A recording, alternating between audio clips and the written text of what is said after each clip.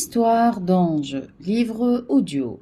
Je suis Sambes Khalifa, l'auteur du livre. Je vous souhaite bonne écoute et je vous rappelle que le livre est disponible sur Amazon. Chapitre 1. Quand tout va mal. Je n'en peux plus. 4 heures du matin, sortie de boîte de nuit en banlieue, une voiture fonce en direction de l'autoroute. À l'intérieur, un couple en train de se bagarrer. La jeune fille pleure. Il lui crie dessus, il l'accuse d'être une allumeuse et de le trahir. Elle jure que rien de tout cela n'est vrai et que c'est lui au contraire qui n'arrête pas de mater les filles. Soudain, il s'arrête, ouvre la portière et balance la jeune fille dehors. Elle tombe par terre et reste bouche bée. Elle ne s'attendait pas à autant de violence. Elle n'a vraiment rien fait de mal, ni ce soir, ni jamais d'ailleurs. Il est devenu malade, ce garçon dont elle est tombée amoureuse, il y a tout juste quelques années, quand ils étaient au collège. Quelque chose cloche chez lui. Il a des doutes sur tout. Il accuse tout le monde et il n'a confiance en rien, ni personne. La jeune fille essuie ses larmes, sort son téléphone portable pour appeler un taxi et lève les yeux au ciel. Dieu, si tu es là, trouve-moi une solution, je n'en peux plus. Je n'en peux plus. Sa requête est immédiatement captée par un ange d'État qui survolait la zone. Il descend immédiatement, il lit toutes les informations sur le champ magnétique de la fille et les envoie à un ange gamma qui fait une analyse globale de la situation en une fraction de seconde.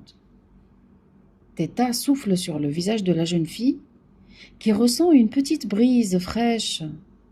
Elle regarde en direction de l'arbre à côté. Elle sent qu'il y a une présence, mais elle ne voit rien. Oh, c'est peut-être le vent, se dit-elle.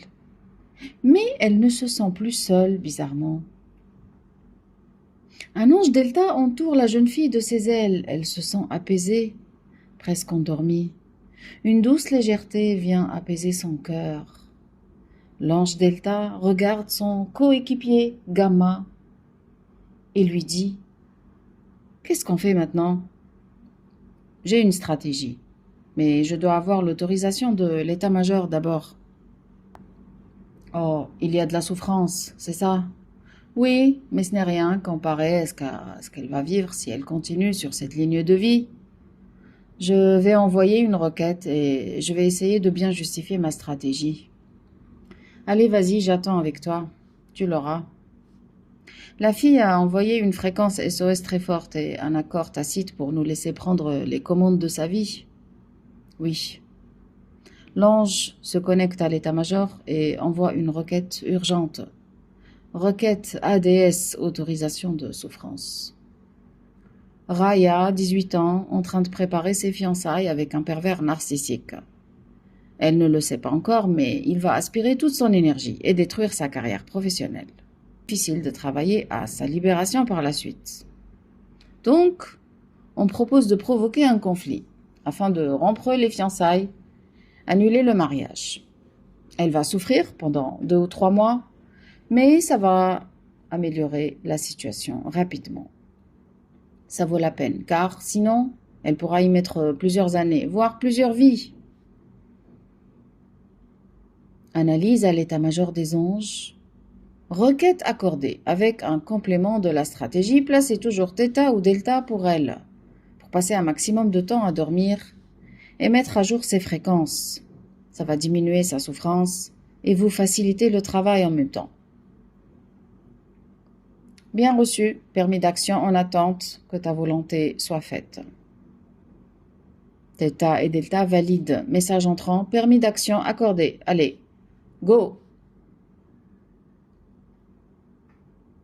Le taxi de la jeune fille arrive. Elle essuie ses larmes, le mascara coule sur son visage. Elle rassemble ses forces pour ouvrir la portière et monter. Le chauffeur la regarde avec mépris. Oh là là, quelle pétasse! Un moins s'affiche et s'ajoute à la série interminable de moins qu'il a déjà. θ soupire. Oh, toujours dans le jugement, ces humains. Ils ne se rendent pas compte à quel point ça les pénalise. Gamma, tu viens? Tu as une stratégie pour ce chauffeur? Non, pas pour le moment. Je suis en train de lire ces informations. Il n'est pas prêt. Il n'a pas assez d'amour dans le cœur. Tu dois le travailler, toi d'abord, l'assouplir. L'ange Theta fronce les sourcils. Oh, ça va être dur. La saison s'annonce difficile. Ils tombent de plus en plus bas, ces humains inconscients.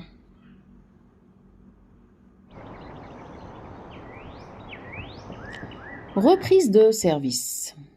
Theta et Gamma viennent de reprendre leur service au solstice de l'automne. Ils visitent la zone et discutent. Il y a beaucoup d'anges sur cette plage, il y a plein de fréquences que je connais, ça va être plus facile pour travailler. On va conclure des accords. C'est pas le plus important, il faut qu'on vérifie combien de démons il y a là. Car c'est eux qui nous bloquent et qui rendent le travail difficile. Oui, tu as raison. Pour le moment, j'en vois juste quelques-uns. Donc, ça s'annonce cool, ça va.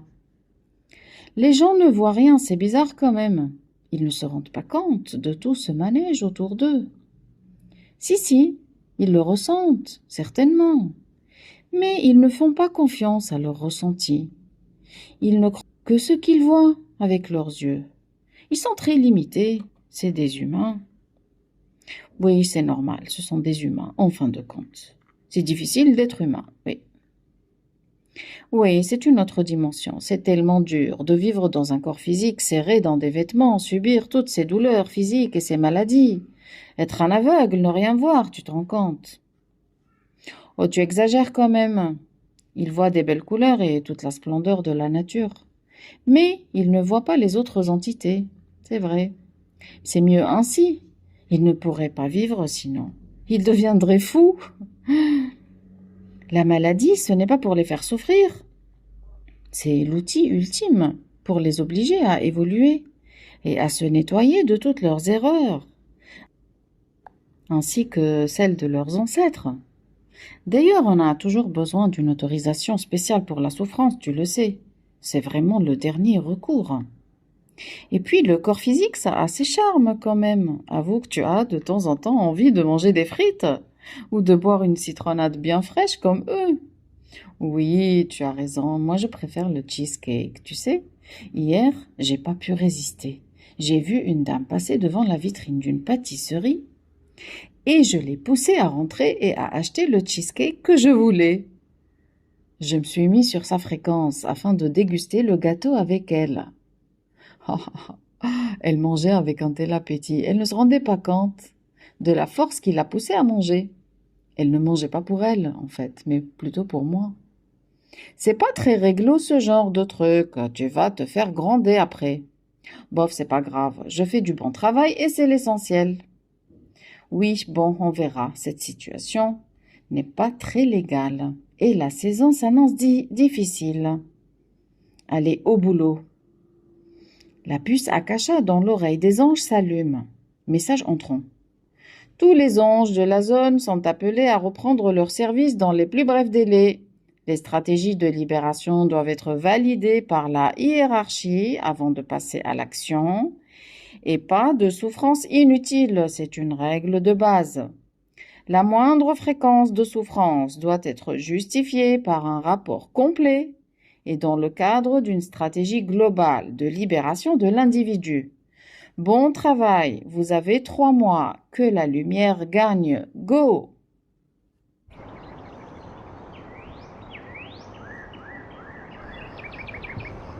La vie de quelqu'un d'autre. Après la rupture amoureuse, Raya a gardé le lit pendant quelques semaines. Elle n'avait plus aucun appétit. Elle ne voulait parler à personne et disait qu'elle n'avait pas d'énergie. Un épisode dépressif ordinaire qui suit souvent les ruptures amoureuses. La jeune fille a repris les cours à la rentrée, mais elle s'absentait souvent. Elle disait à sa mère qu'elle n'avait plus envie de poursuivre ses études. Elle n'avait plus d'énergie, plus de motivation.